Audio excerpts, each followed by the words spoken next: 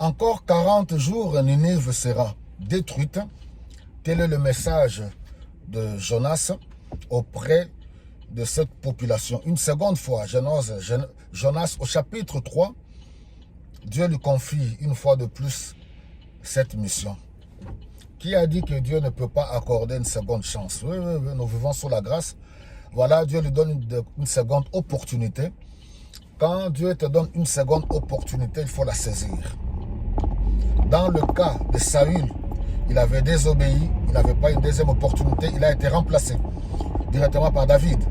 Mais pour ce cas-ci de Jonas, il a été avalé dans le poisson, par le poisson, et le poisson l'avait vomi, et voilà, Dieu revient encore auprès de lui. Ce matin, il se peut que Dieu revienne encore vers toi pour une situation quelconque. Saisis l'opportunité d'obéir ou d'entreprendre, de faire la volonté de Dieu. Il va à Ninive, une grande ville de 3 jours de marche, mais le premier jour, il s'est mis à crier: encore 40 jours, Ninive sera détruite. Imaginez, encore 40 jours, Paris sera détruite. Encore 40 jours, Kinshasa sera détruite. Du matin jusqu'au soir. Il n'a fait que répéter la même chose.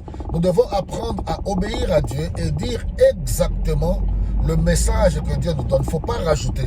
Parce que dans le domaine de la proclamation, dans le domaine de la prophétie, il se peut que l'homme est toujours tenté, on peut être tenté de vouloir rajouter quelque chose. Non, il faut dire exactement ce que Dieu nous demande de dire. Ce qui est frappant est que les Assyriens, ce n'était pas le peuple de Dieu. Mais Dieu aime tous les peuples.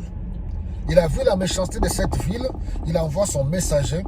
Et voilà ceux qui ne sont pas le peuple de Dieu, ils prennent le message à cœur. Et le roi, et les riches, et les pauvres, du plus grand au plus petit, tous se mettent à jeûner, ils se répandent pour chercher la miséricorde de Dieu.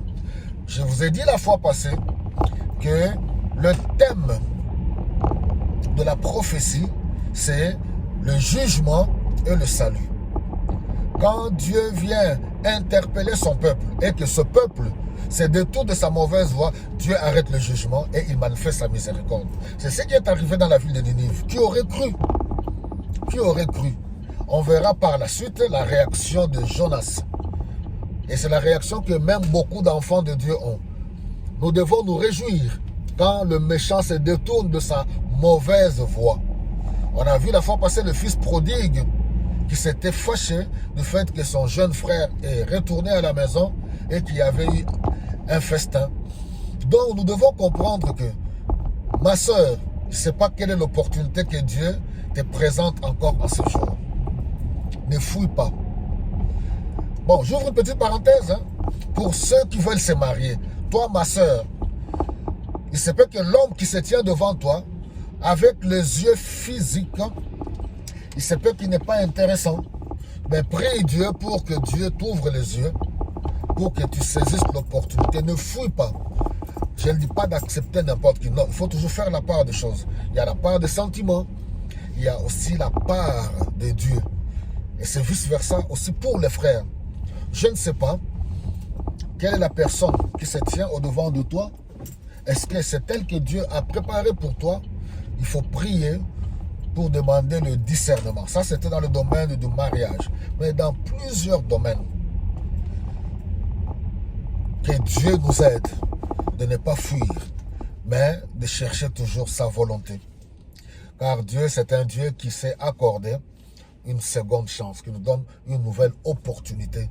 Voilà les termes qu'il faut, une nouvelle opportunité. Nous devons la saisir.